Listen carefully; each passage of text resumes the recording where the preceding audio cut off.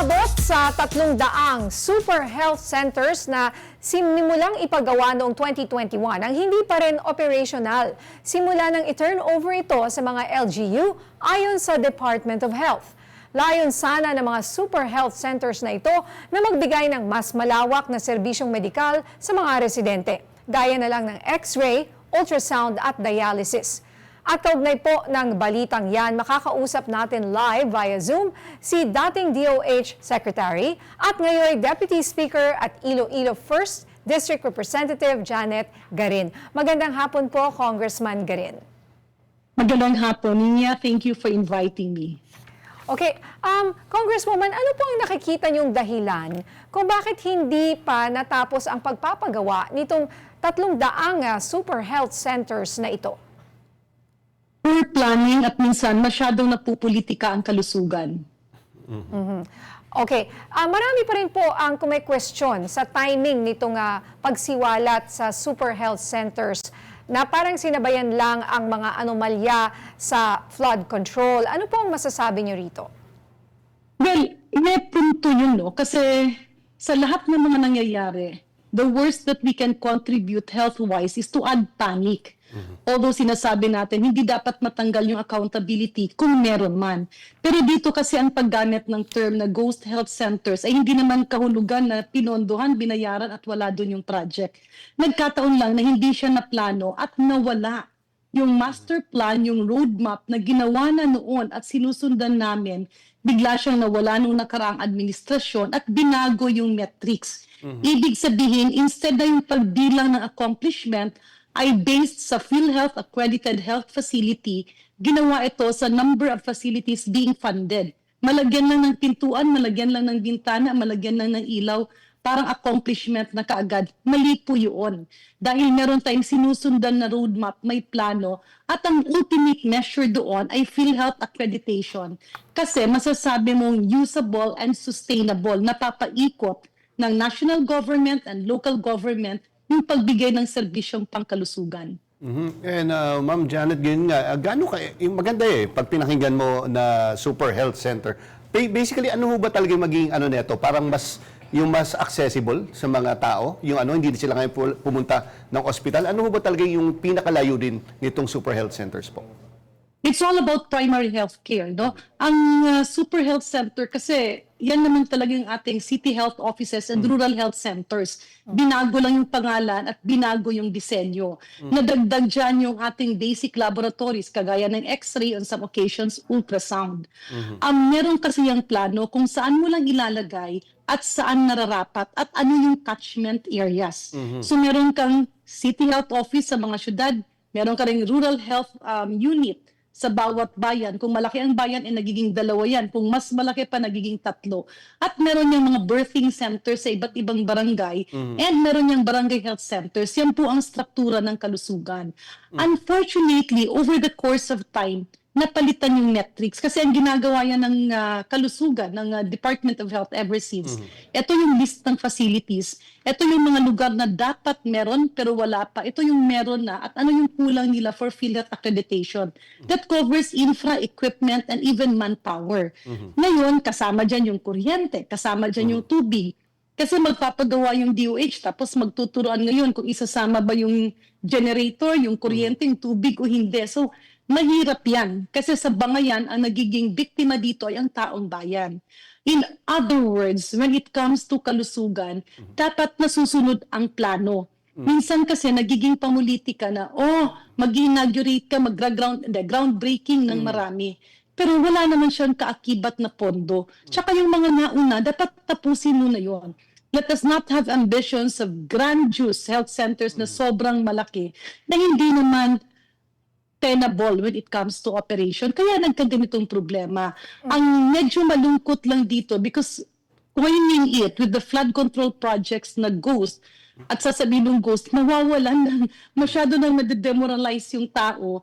Parang iisipin nila, ano ba to? Nasaan yung gobyerno? Which is actually not the case. May mga problema, mali-mali ang plano, mabagal ang galaw ng Department of Health at kailangan itulak para maging mabilis at sundin yung tinatawag na master plan. Pero hindi naman ibig sabihin dito na magtuturuan ang national government and local government units because that is detrimental to public health. Ito nga lang po para po sa mga nakikinig at nanonood po sa atin, as of last Friday, meron daw 878 na super health centers na finund po ng DOH Health Facilities Enhancement Program. Only 196 daw are ready for occupancy, 17 are partially operational, at 300 inoperable, hindi nag-ooperate, and 365 are still under construction. So sabi nyo nga, it's very ambitious, ang dami nito. Kasi yung iba, naandyan naman may andyan po yung structure, pero parang wala raw tao. Tama po ba? Wala hong mga health experts or personnel, na maaaring magmando, even the machines. How will they use the machines? Hindi ho ba? Dalawang bagay yan, no? When I was Secretary of Health, naglagay tayo ng malaking pondo, that's billions, I think more than 1.5 or 2 billion, to fund yung ating universal healthcare implementers and public health assistants. Yung ating universal healthcare implementers are actually graduates of Doctor of Medicine, hindi pa lang licensed, naghihintay na makapasa sa board exam. Yung ating mga public health assistants are graduates of allied paramedical courses na naghihintay rin ng board exam at licensing. Yung mga ito, they have the institutional knowledge, hinire to ng DOH at supposedly ginagay ito doon sa rural health facilities. Ang naging problema, yung iba, nung nagkapalitan na, the previous administration, ginawa na silang parang naka-detail sa mga hospitals. Yung iba naka-detail sa regional offices. Tapos, sangkatutak na mga documentary reports ang pinapagawa. Puro papel, puro reports, wala yung direktang pag-aasikaso sa taong bayan. Yan ang dapat nating ibalik kasi nandun We should not have fixed something that is not broken. Ang iba naman, bakit hindi lalagyan ng tao ng LGU? Kasi walang kuryente. Alam mo yung transformer, sa probinsya magugulat ka, meron silang sinasabing hindi pa siya ready for phase 3 at ang dami niyan, even in our schools, we experience that. Yung mga school na lalagyan mo ng solar facility, hindi makonect kasi yung kanilang linya papunta dun sa mga poste ay talagang sirang-sira at ang laki ng gastusin for transformers. Ito yung mga dapat na tingnan rin ng DOH. Ano ba yung kailangan? Pupunta tayo na yung ating goal is operability and PhilHealth accreditation. Huwag yung kaliwat kanan na groundbreaking tayo ng groundbreaking, pero hindi naman natatapos. So, again, it goes back to poor planning and kagaya nung FMR, Farm to Market Roads at flood control projects na wala yung master plan na dapat sinusundan para bawat taon yung pondo ay napupunta sa target ng operability ng health facilities. Opo. So what do you suggest, Congresswoman Garin, na maaaring pwedeng gawin? Kasi sayang naman po ang mga to. Para sila tuloy mga, kumbaga, may istruktura, nandiyan naman. Yung binasa mo kanina, 300, yung inoperable, hindi kayo mabubulok lang yung structure na yan kung hindi naman nagagamit.